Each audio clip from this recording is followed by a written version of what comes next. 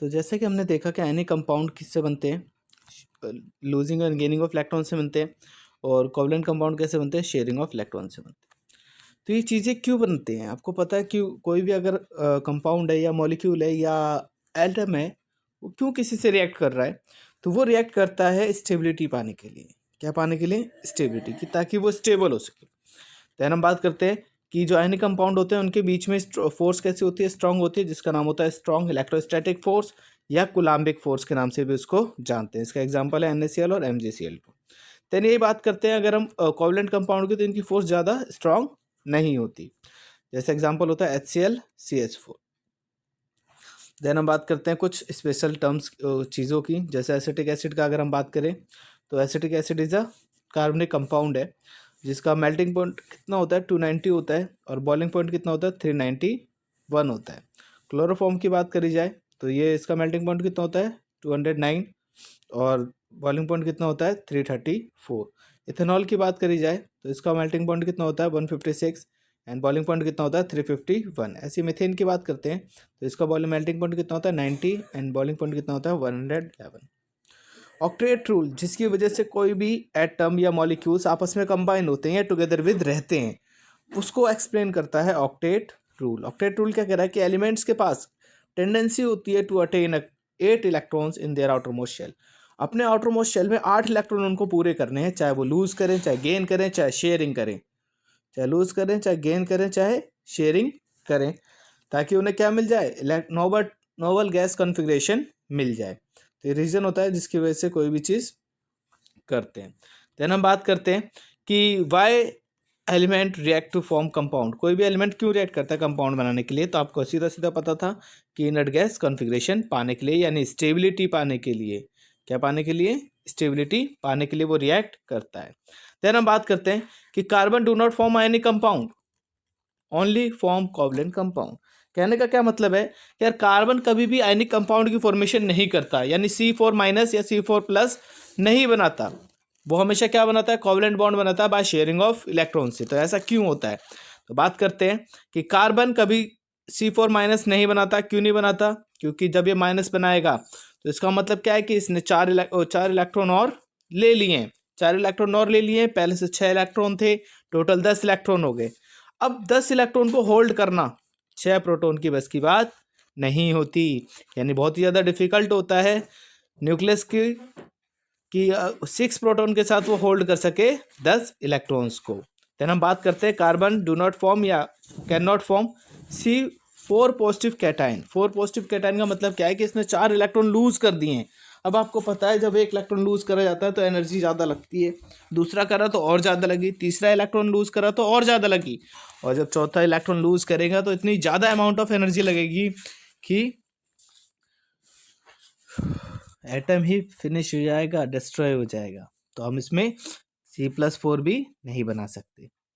इस प्रॉब्लम्स को ओवरकम करने के लिए कार्बन करता क्या है, शेयरिंग ऑफ इलेक्ट्रॉन्स करता है। क्या करता है? शेयरिंग ऑफ इलेक्ट्रॉन्स करता है, जिसकी वजह से मेनली कोवलेंट कंपाउंड बनाता है। ध्यान रहेगा। देन हम बात करते हैं इलेक्ट्रॉन डॉट स्ट्रक्चर की। हाइड्रोजन का इलेक्ट्रॉन डॉट स्ट्रक्चर, ऑक्सीजन का इलेक्ट्रॉन डॉट स्ट्रक्चर, नाइट्रोजन का इलेक्ट्रॉन डॉट स्ट्रक्चर, CH4 का, CO2 का, S8 का, बेंजीन का, जिसमें एसिड का आपको इंपॉर्टेंट अच्छे से याद रखना है, एक मीथेन का अच्छे से याद रखना है। अच्छा, इलेक्ट्रॉन डॉट स्ट्रक्चर बनाते किस बेस पर है? तो देखिए होता क्या है, ऑक्टेट रूल के बेस पे बनता है। ये जो इलेक्ट्रॉन डॉट स्ट्रक्चर है ये ऑक्टेट रूल के बेस पे बनाए जाते हैं। आउटरमोस्ट शेल में जितने इलेक्ट्रॉन आते हैं उतने हम डॉट लगाते हैं एक एटम के, और कितने की ये शेयरिंग करता है, शेयरिंग ऑफ इलेक्ट्रॉन्स कितने होते हैं, जितने उनको चाहिए होते हैं इलेक्ट्रॉन्स। अगर किसी को 1 इलेक्ट्रॉन चाहिए होगा तो वो 1 इलेक्ट्रॉन की शेयरिंग करेगा, किसी को 2 इलेक्ट्रॉन चाहिए होगा तो वो 2 इलेक्ट्रॉन की शेयरिंग करता है। आगे हम बात करते हैं versatile nature of carbon. Carbon का वर्सेटाइल नेचर या वाइटल नेचर ऑफ कार्बन क्या होता है? तो 2 प्रॉपर्टी होती है, या प्रॉपर्टी ऑफ कार्बन क्या होती है? तो 2 मेन प्रॉपर्टी हैं इसकी। एक होता है कैटिनेशन, दूसरा होता है टेट्रावैलेंसी। एक होता है कैटिनेशन, दूसरा होता है टेट्रावैलेंसी। कैटिनेशन क्या होती है? कैटिनेशन के बारे में देखते हैं हम लोग, कैटिनेशन क्या होता है। तो कैटिनेशन क्या होता है? The self linking property of any atom. कोई भी हमारे पास एलिमेंट है, अगर उसके पास सेल्फ लिंकिंग प्रॉपर्टी है तो वो कैटिनेशन शो कर रहा है। किसी के पास ये एक्सटेंट ज़्यादा होता है कैटिनेशन का, किसी के पास कम होता है। इसी में एक कार्बन है, कार्बन के पास जो सेल्फ लिंकिंग प्रॉपर्टी है वो बहुत ही ज़्यादा होती है, हाई अमाउंट में होती है, जिसकी वजह से ये लॉन्गर से लॉन्गर कंपाउंड बना सकता है, लंबे से लंबे कंपाउंड्स बना सकता है, कार्बन कार्बन के साथ कनेक्टेड होते होते तो एक लॉन्ग चेन की फॉर्मेशन कर सकता है। ठीक है, तो हम बोलते हैं कि कैटिनेशन क्या है, the self linking property of carbon has unique ability to form bond with other carbon atom. Carbon carbon के साथ जब बॉन्ड बनाता है तो इसी को हम लोग क्या बोलते हैं, कैटिनेशन बोलते हैं। टेट्रावैलेंसी क्या होती है, टेट्रावैलेंसी का मतलब होता है 4 वैलेंसी। जिसके पास 4 वैलेंसी होती है उसको हम टेट्रावैलेंसी कहते हैं। कार्बन के पास 4 वैलेंसी है क्योंकि 4 इलेक्ट्रॉन होते हैं इसके पास लास्ट में, तो ये 4 इलेक्ट्रॉन इसको चाहिए भी होते हैं, तो ये 4 शेयर कर सकता है। देन हम बात करते हैं कि अगर इसके पास 4 वैलेंसी है तो कितने कोवलेंट बॉन्ड बना सकता है, 4 कोवलेंट बॉन्ड बना सकता है। इसी में हमें 3 क्वेश्चंस देखने। सबसे पहला क्वेश्चन देखो, अगर आपसे ये पूछ ले जाए कि जो कार्बन है वो लॉन्ग कंपाउंड्स की फॉर्मेशन क्यों करता है, या दूसरा क्वेश्चन ये पूछ ले जाए कि कार्बन है तो लार्ज कंपाउंड्स की फॉर्मेशन क्यों करता है, या तीसरा पूछ ले जाए कि नंबर ऑफ कंपाउंड्स होते हैं कार्बन्स के क्यों होते हैं। तो इन तीनों क्वेश्चन का आंसर यही है, वर्सेटाइल नेचर ऑफ कार्बन। जो कार्बन का वर्सेटाइल नेचर है यही है, जिसमें कैटिनेशन और टेट्रावैलेंसी को आपको एक्सप्लेन करना पड़ता है। देन हम बात करते हैं कि कार्बन की जो कैटिनेशन की पावर है वो सिलिकॉन से ज़्यादा होती है। आपको 1 मार्क्स में पूछ सकता है कि किसकी कैटिनेशन पावर ज़्यादा है, कार्बन और सिलिकॉन। तो आपको पता होना चाहिए कार्बन की कैटिनेशन पावर ज़्यादा है। क्यों ज़्यादा होती है, क्योंकि स्मॉल साइज होता है, जो इसका बॉन्ड बनता है कार्बन कार्बन का वो बहुत ही ज़्यादा स्ट्रॉन्ग बनता है। ठीक है, देन हम बात करते हैं हाइड्रोकार्बन क्या होता है। हाइड्रोकार्बन क्या होता है, those carbons which are made up of carbon and hydrogen only. जो कार्बन और हाइड्रोजन से मिलकर ही बने हैं उनको हम हाइड्रोकार्बन बोलते हैं। क्या बोलते हैं उनको, हाइड्रोकार्बन बोलते हैं। देन हाइड्रोकार्बन मेनली 2 टाइप्स के होते हैं, सैचुरेटेड हाइड्रोकार्बन और अनसैचुरेटेड हाइड्रोकार्बन। सैचुरेटेड हाइड्रोकार्बन में देखते हैं, those hydrocarbon which contain single bond between carbon and carbon. Carbon और कार्बन के बीच में क्या होना चाहिए, सिंगल बॉन्ड होना चाहिए। और the hydrocarbon which contains double bond और triple bond between carbon carbon. Carbon carbon के बीच में डबल बॉन्ड हो जाए तब भी वो अनसैचुरेटेड है, ट्रिपल बॉन्ड हो जाए तब भी वो अनसैचुरेटेड है। दूसरी चीज कि जो हमारे पास सैचुरेटेड हाइड्रोकार्बन होते हैं वो क्या होते हैं, लेस रिएक्टिव होते हैं, और अनसैचुरेटेड क्या होते हैं, हाईली रिएक्टिव होते हैं, क्योंकि इनमें पाई बॉन्ड होता है जो कि इजिली ब्रेक डाउन हो जाता है। देन अब बात करते हैं कि ये आयोडीन सॉल्यूशन को डिक्लोराइज नहीं करते, जबकि ये आयोडीन सॉल्यूशन को डिक्लोराइज कर देते हैं। ये जब बंद करते हैं तो ये ब्लू फ्लेम आता है, और ये जब बंद करते हैं तो येलो फ्लेम आता है। एग्जांपल देखते हैं, अगर हमारे पास लिखा है CH4 तो वो हमारे पास क्या है, सैचुरेटेड है।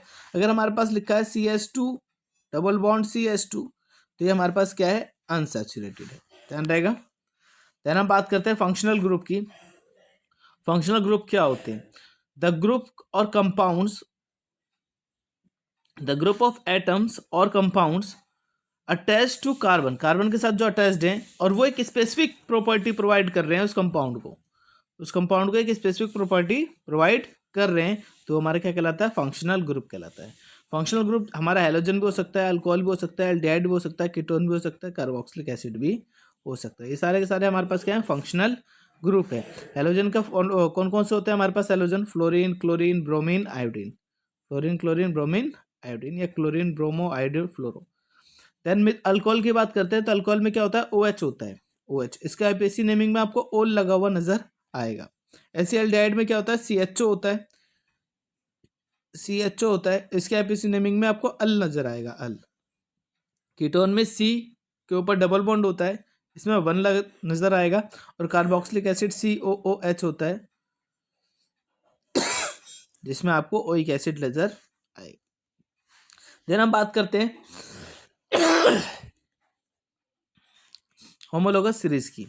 होमोलोगस सीरीज क्या होती है, तो होमोलोगस सीरीज क्या होती है, मेन 2 बातें इसमें अच्छे से याद रखनी है आपको। एक तो उसका जो फंक्शनल ग्रुप है वो क्या होना चाहिए, सेम होना चाहिए।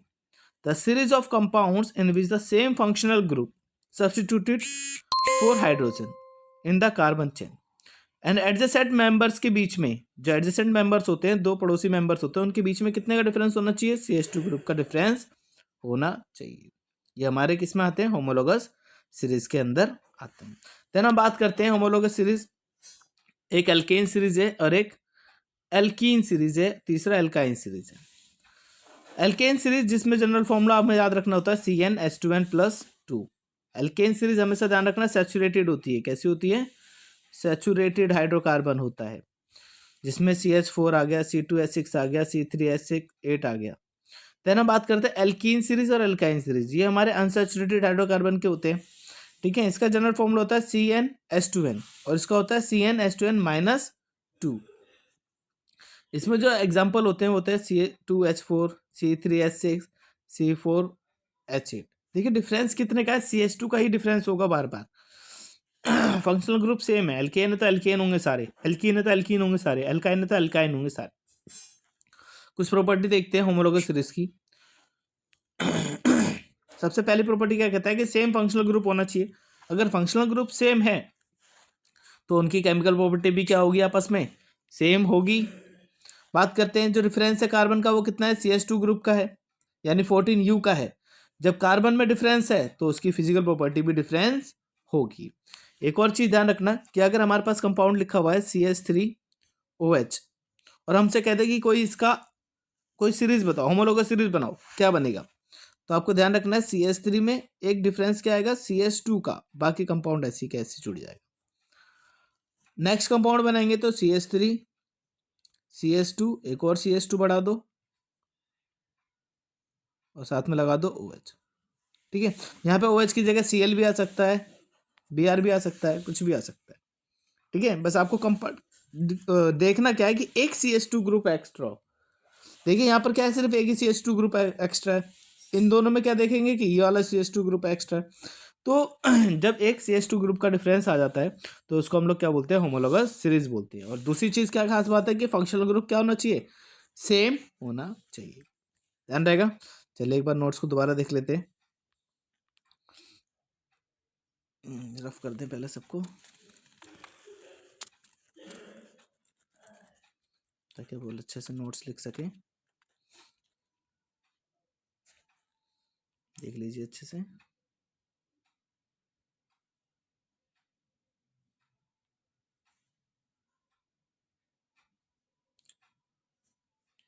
पॉज करके लिख लीजिए जल्दी से।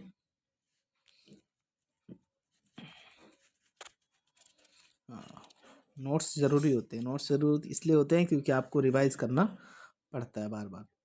रिवाइज नहीं करेंगे तो दिक्कत आएगी।